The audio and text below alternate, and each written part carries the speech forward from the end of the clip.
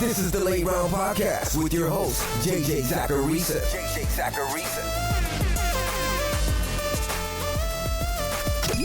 What's up, everyone? It's JJ Zacharisa, the editor-in-chief at FanDuel and at numberfire.com, and this is episode 289 of the Late Round Podcast, one of the many shows that are part of the FanDuel Podcast Network. Thanks for tuning in. I feel like at the start of every football season, we see people on Twitter tweeting about fantasy football saying things like, "This is the weirdest year we've ever seen." Have you ever noticed that at the end of the season, we never really think that? Or at least not to that degree? It's because of sample size. When we're working off of just a few games, crazy things are bound to happen. Weird stuff is going to occur. And you can use sample size to your advantage when you buy and sell players in fantasy football. When you know that sample size is a thing and your league mates just don't care about it as much. Now, I've got some transactions to help you on today's show, but before getting to them, I wanted to talk to you guys about OddsFire, which is a new odds comparison tool our engineers have developed over on numberfire.com. OddsFire is the premier odds comparison experience across major bookmakers in the regulated U.S. market. Compare odds, quickly identify the best value, and even examine first-party FanDuel data all in one place. It's not just helpful for sports betting, but it's really helpful for fantasy purposes as well. I use it all the time. So check out the experience for free now on numberfire or at oddsfire.com. Gambling problem? Call 1-800-GAMBLER. Buy DeAndre Hopkins. DeAndre Hopkins right now is ranked outside the top 20 wide receivers in fantasy football. And honestly, that's after 3 pretty mediocre performances because he had a week 1 game that was monstrous. Outside of that monster game, he hasn't ranked higher than wide receiver 38 in weekly PPR scoring. So I think any logical fantasy player thinks that DeAndre Hopkins is a buy, and I obviously agree. He's seen at least 20% of Houston targets in each of their 4 games. He's still sitting nicely with a 29% target share on the season. Now, the Texans didn't look good on Sunday. I totally get it. But they also faced Jalen Ramsey in the Jags and then Casey Hayward in the Chargers. They get Atlanta in week 5. That's a very, very good matchup for DeAndre Hopkins. I think he gets back on track this week. Buy Odell Beckham. So Odell Beckham's in a similar spot as Hopkins. You took him early in your draft, but outside of that one big game, he's been hurting your fantasy team. But the peripherals are still there. His lowest single game target share was 22.6%. That's only been hit by 21 wideouts across the entire season. That's his weekly floor right now. And the Cleveland offense is clearly underperformed, aside from this past week. When an offense isn't moving the ball down the field very well, that hurts everyone in that offense. Now, I do think that DeAndre Hopkins is the better buy between these two players. But Beckham should still be a wide receiver 1 this season as long as he's healthy. Because volume always wins in fantasy football. Sell Will Dissly. So here's the thing about Will Dissly. He could actually finish as a tight end 1 this season because of the lack of pass catching options in Seattle. And the Seahawks just sent the other tight end they had, Nick Vannett, to Pittsburgh last week. Now with that being said, he's not going to keep up this pace. Will Dissly isn't going to continue doing what he did in week 4. He saw almost 30% of the Seahawks targets on Sunday, but it was also the best matchup that he could find in the entire league. The Cardinals have been by far the worst team at stopping tight ends this year. Before this past week, Dissly was seeing a target share in the 15% range. And there's nothing wrong with that. But he's not going to keep up a 30% target share week in and week out. And the other thing too is that he's overperformed in the touchdown column this year. As I always talk about, touchdowns and yards have a strong correlation to one another. The higher the yardage total, the more touchdowns a player is likely to have. And based on the tight end yards per touchdown rate over the last 5 years, Dissly's 181 receiving yards this season should have netted him about 1.4 touchdowns. Instead, he has 4. That makes him a huge regression candidate in the touchdown column. It's probably not as big as what the yards to touchdown conversion shows, but there is some touchdown regression coming. So if you can sell him for a usable running back or wide receiver piece, I'm all for it. Some people may not be buying into him, so I think it's fine if you want to hold him as well. Add Jordan Wilkins and Nyheim Hines. So Marlon Mack has an ankle injury, so that leaves the backfield to Jordan Wilkins and Nyheim Hines. Wilkins had 20.5% of the team's snaps on Sunday, while Nyheim Hines had 45% of them. And it was in a negative game script. But here's the thing. Week 5 probably is also going to feature a negative game script.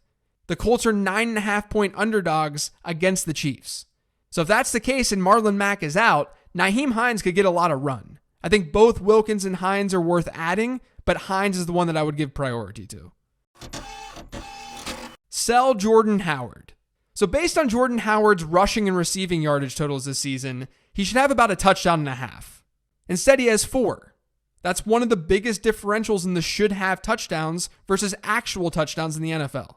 Now, this has obviously been helped by this big 3 touchdown performance that he had on Thursday night against the Packers. And in that game, he did see an uptick in snaps. He had over 50% of the team's snaps. And I do think that he's going to see the field more often after that performance. But I will say, Miles Sanders could have scored on some of those plays. Jordan Howard was better in that game, but Miles Sanders could have done some of those things. But even still, you do have Sanders and Darren Sproles in this backfield still. I mean, prior to that game, Jordan Howard wasn't seeing more than a third of the team's snaps. Now, maybe you want to wait to sell Howard because he does have a nice matchup in Week 5 against the Jets. I can understand that. He's probably going to be usable. But I also think that you can use that tidbit when negotiating a trade. The bigger picture here still shows Jordan Howard as a player who's in a split backfield and he has touchdown regression coming. Buy Kerryon Johnson. In the 2 games since CJ Anderson was cut by Detroit, Kerryon Johnson has seen 80% and 78.8% of the Lions' running back rushes. Before that happened, in the first 2 weeks of the season, those numbers were 57.1% and 50%. That's a significant difference. And that's led to more volume on the ground for Johnson. He's seen at least 20 attempts in each of the team's last 2 games, and without CJ Anderson there, Johnson's been the clear-cut goal line guy. He has 5 goal line attempts over the last 2 games. Now, I will say that his 6.7% target share is a little bit worrisome right now, but the secondary numbers are still pointing in the right direction for Kerryon Johnson. And the reason to buy right now is twofold. The first is that Detroit gets Green Bay in their next game, and Green Bay's been awful against running backs to start the year. But Johnson also has a bye this week. If you're sitting at 4-0 or if you're 3-1, Johnson's the perfect target for you right now, especially if Johnson is on a team that's struggling, because he has a bye this week. That team might need help through this bye. If you're 4-0, you can take the hit. So I think Johnson's a great buy candidate right now because of that, because of the matchup, and because of his usage. Add Chris Herndon. So Herndon isn't eligible to return from his 4-game suspension until week 6 because the Jets had their bye. And hopefully that coincides with Sam Darnold's comeback, because obviously he's been sidelined with mono. But the tight end landscape's a mess. We're throwing darts out here, and I think Chris Herndon is a great dart to throw. Last season as a rookie, only 10 tight ends had more top 12 fantasy performances than Chris Herndon had. And he was just one of 28 rookie tight ends in NFL history last year to hit 500 receiving yards. He's still out there in 83% of Yahoo leagues, and he should be rostered. Hold Calvin Ridley. So I got a few questions about Calvin Ridley, so I figured I'd feature him on the show. And right now, I think he's just a hold. You can't trade him after another down performance, but you also shouldn't go after him because the peripheral numbers really aren't there. So far through 4 games, Ridley has seen more than 13.3% of Atlanta's targets in just 1 game. And he's been consistently outsnapped by Mohamed Sanu. Now, a lot of you are sitting back and saying, why are the Falcons doing this? I don't totally know. I think Calvin Ridley is a better wide receiver than Mohamed Sanu is. It could be due to this hip injury that he's dealing with, though. Maybe that's why the volume isn't going his way. But whatever it is, if you've got Ridley, you can't do much but hope. You just have to hope that things turn around. But I do think that it would only make sense for Atlanta to feature him a little bit more. Buy Julian Edelman. In the 15 transactions article this week, I said that Julian Edelman has underappreciated volume in fantasy football. And I think that's true. I think that's the right way to describe what Julian Edelman brings to the table. He just sees volume all the time. And I'm always buying volume. This season, the only game where he's seen a sub 20% target share was against Miami. And in that Miami game, Antonio Brown was active and playing for the Patriots. Antonio Brown isn't on the team anymore. So that gives a nice floor week in and week out for Julian Edelman.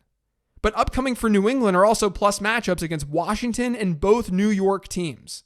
So I think given the way the Patriots performed against Buffalo, they had a down week, this is the time to buy Julian Edelman, especially in PPR formats. Sell Chris Carson. So as we all know, Chris Carson had fumbling issues through the first 3 weeks of the season. He didn't fumble in week 4. That's great news. He had 22 carries, he had 104 yards on the ground, he had 4 targets and 4 catches through the air for another 41 yards. He had a great game. But we also have to bring it back a little bit. He was facing Arizona. That's one of the weaker defenses that you'll find. And it was without Rashad Penny. The last time we saw Rashad Penny, he was on the field for about a third of the team's snaps. But then on top of that, in that game against Pittsburgh, this was back in week 2, Chris Carson had a running back rushing share of 55.6%. In week 4, it was 88%.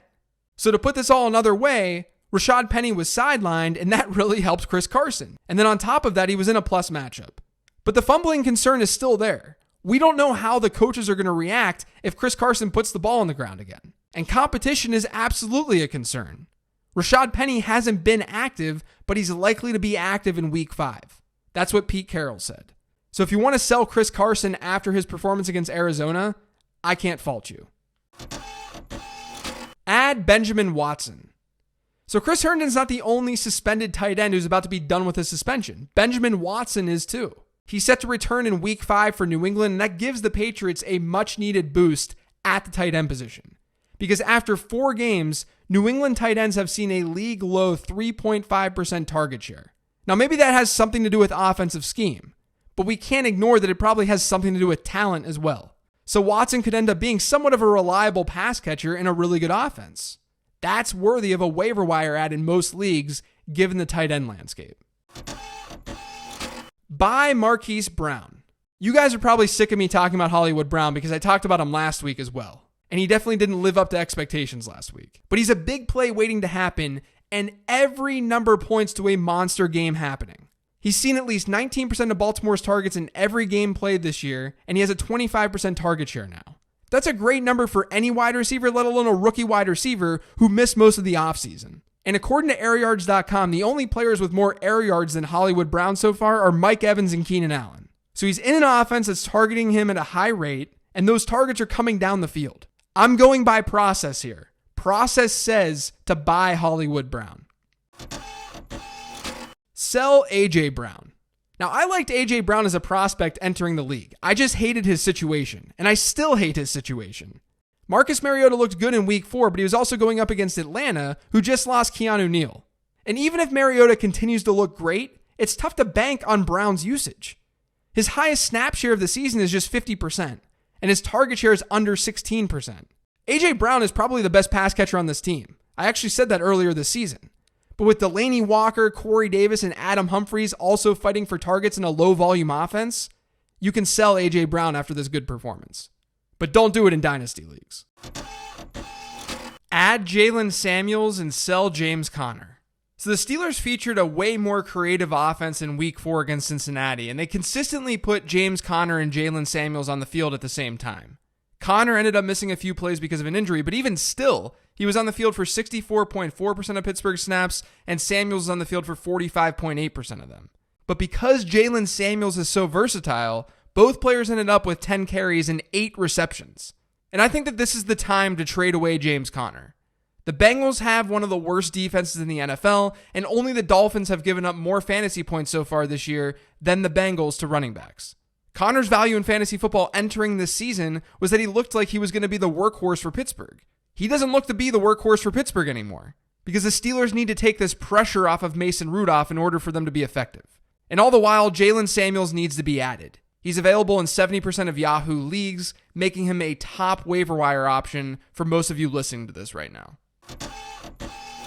Add the Carolina Panthers defense. So over the last 2 weeks, the Panthers have had really good matchups for their defensive line, and they've gotten a lot of sacks as a result. They currently rank first in the league in sack rate, or the number of sacks a defense has divided by the number of pass attempts that they've seen.